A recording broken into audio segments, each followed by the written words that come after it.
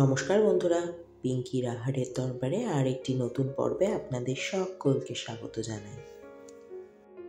প্রত্যেকের রান্নার ধরন আলাদা, তার পদ্ধতি আলাদা।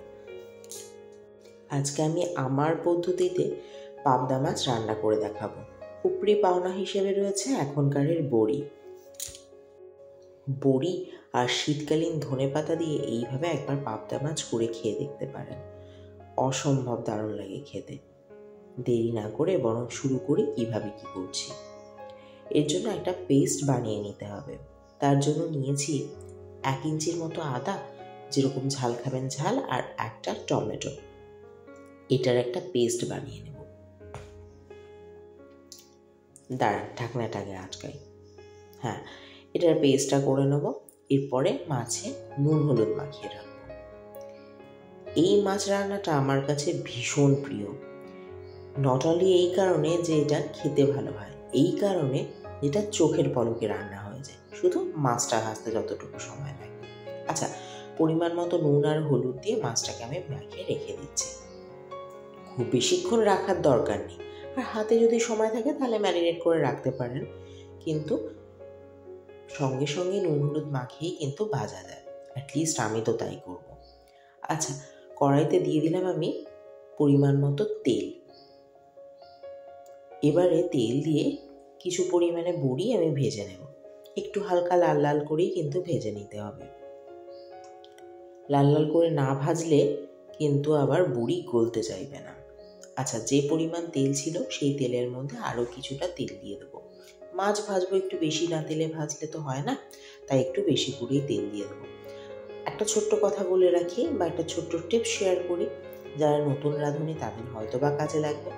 পাবদা মাছ কিন্তু ভাজার সময় ভীষণ ফাটে, তাই যখন দেবেন তখন হালকা ফ্লেম করে নেবেন আর মাছগুলো দিয়ে এরকম ঢাকা দিয়ে দেবেন, তাহলে কিন্তু বড্ড ছিটাবে। পাবদা মাছ রান্না করছি, আর পাবদা মাছ সম্পর্কে এই কথাটা যদি না বলি, ওই মালতী মাসির পাপ দিয়ে দেবে ঠাকুরের মতো অবস্থা হয়ে যাবে, জানেন। পাবদা মাছ কিন্তু খুব অল্প সময় ভাজতে হয়, বেশিক্ষণ ধরে একদম ভাজবেন না। আর ভীষণ নরম যেহেতু হয়, ভীষণ কেয়ারফুলি এগুলোকে উল্টাতে হয়। প্রথমত হলো তেলটা ভীষণ গরম করবেন, আর তারপরে ভীষণ কেয়ারফুলি এগুলো উল্টাবেন। তবে হ্যাঁ, ওই আবার কিন্তু এই সময় যে ঢাকা দিয়ে দিয়েছি, এই সময় ফ্লেমটাকে আমি বাড়িয়ে রেখেছি। একেবারেই অল্প সময় কিন্তু মাছটাকে ভেজে নিতে হবে। আমার মাছ ভাজা হয়ে গেছে, এবার তুলে নেব।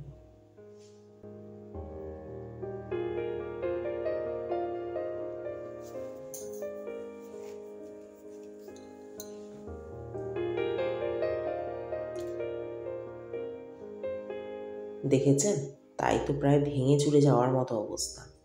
ব্যাস ব্যাস ব্যাস, আর শেষ রক্ষা করা গেল না। এত চেষ্টা করেও শেষ পর্যন্ত মাছটা ভেঙেই গেল।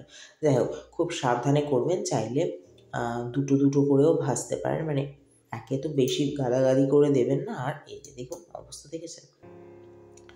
যাই হোক, এইভাবেই কিন্তু আমি পরের ব্যাচটাও ভেজে নেব, সেটা আর দেখালাম না। এই যে কড়াইতে দিয়ে দিলাম, মিনিট 2-3 অপেক্ষার পরেই কিন্তু মাছ ভাজা হয়ে যাবে।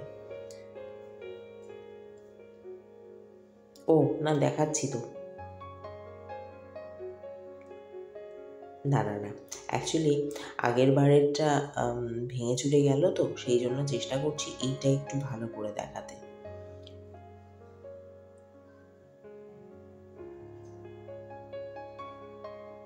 দেখেছেন, মাছ উল্টাতে পাল্টাতে গিয়ে না আমি যেন একেবারে নাকা নিচু পানি খাচ্ছি। যাই হোক, এই মাছটা কিন্তু ঠিকঠাকভাবে উল্টানো গেছে। মাছটা তুলে নিয়েছি। এরপরে তেলের মধ্যে দিয়ে দেবো। যদি তেল কমে যায় তাহলে একটু তেল বেশি দিয়ে দেবেন, আর যদি তেল মোটামুটি 25 ml মতো থাকে তাহলে এই তেলের মধ্যেই রান্না করতে পারেন। দিয়ে দিলাম এখানে আমি আধা চা চামচের মতো কালো জিরে, আর দিয়ে দেবো একটা বাটা মশলা। আর একটা কি বলছি, যে মশলাটা আমি বেটে রেখেছিলাম, মানে আদা টমেটো আর লঙ্কার যে পেস্টটা বেটে রেখেছিলাম সেই পেস্টটা। আচ্ছা, এই রান্নাটা করতে গিয়ে আমার একটা গণ্ডগোল আমি চোখে পড়ে, সেটা হলো এই যে নুন যে কোন ফাঁকে দিয়েছি সেটাই আমি খুঁজে পাচ্ছিলাম না। যাই হোক, স্বাদ মতো কিন্তু নুনটা দিয়ে দেবেন। দিয়ে দিয়েছি আমি এখানে আধা চা চামচের মতো হলুদ গুঁড়ো আর 1 চা চামচের মতো জিরে গুঁড়ো।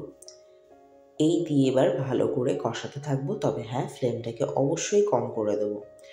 একটু জল দিয়ে দিলাম যাতে মশলাটা নিচে ধরা না লেগে যায়। এবার হালকা ফ্লেমে একটু সময় ধরে কষিয়ে নেব।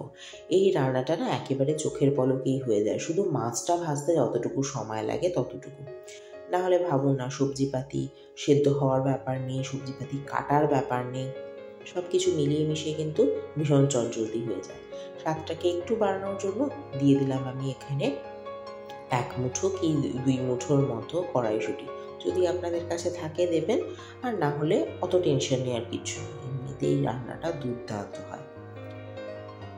ভালো করে একটু কষিয়ে নেব, আর অবশ্যই ফ্লেমটাকে কম করে রাখবো। প্রয়োজনে কিন্তু একটু জল দিতেও আমি ভুলে যাব না, মাঝে মাঝে একটু জলও দিয়ে নেবো যাতে মশলাটা নিচে ধরা না লেগে যায়।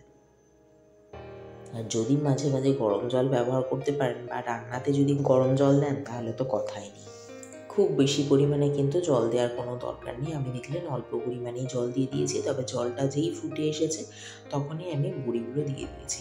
এগুলো বাড়িতে বানানো বড়ি, যদি বাড়িতে বানানো বড়ি হয় আর যদি সেটা প্রপারলি না শুকায় তাহলে কিন্তু একটু আগেই দিয়ে দেবেন।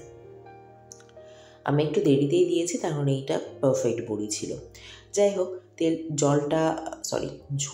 ঝোলটা যখন ফুটে আসবে বা নামানোর মতো হয়ে যাবে, ঠিক সেই অবস্থাতে এই পাবদা মাছগুলো ছেড়ে দিতে হবে। পাবদা মাছ দিয়ে কিন্তু ফোটাই না, মানে একেবারেই কয়েক সেকেন্ড ফোটাতে হয়, বা না ফোটালেও হয়। 10-15 সেকেন্ড একটু ফুটিয়ে নেওয়ার পর আমি দিয়ে ফ্লেমটাকে বন্ধ করে দেবো। তবে বন্ধ করার আগে আমি একটু কুচানো ধনেপাতা দিয়ে দিয়েছি। এটাতে ফ্লেভার ভালো আসবে, খেতেও ভালো হবে, সব কিছু ভালো হবে। যাই হোক, স্ট্যান্ডিং টাইমে দিয়ে দিয়েছি বন্ধ করে। এই হলো তার সার্ভিংয়ের সময়। আজকের আমার রান্নাটা যদি ভালো লেগে থাকে তাহলে কিন্তু একটা লাইক করতে ভুলবেন না। প্লিজ আমার চ্যানেলটিকে সাবস্ক্রাইব করুন এবং পাশে থাকা বেল আইকনে ক্লিক করুন যাতে নোটিফিকেশনটা সবার আগে আপনার কাছে পৌঁছায়। আর ফেসবুক থেকে দেখলে ফলো করে দেবেন। অন্য কোনো দিন অন্য কোনো রান্নাকে সঙ্গে নিয়ে আবার হাজির হব। ভালো থাকবেন সবাই। ভিডিওটি দেখার জন্য ধন্যবাদ।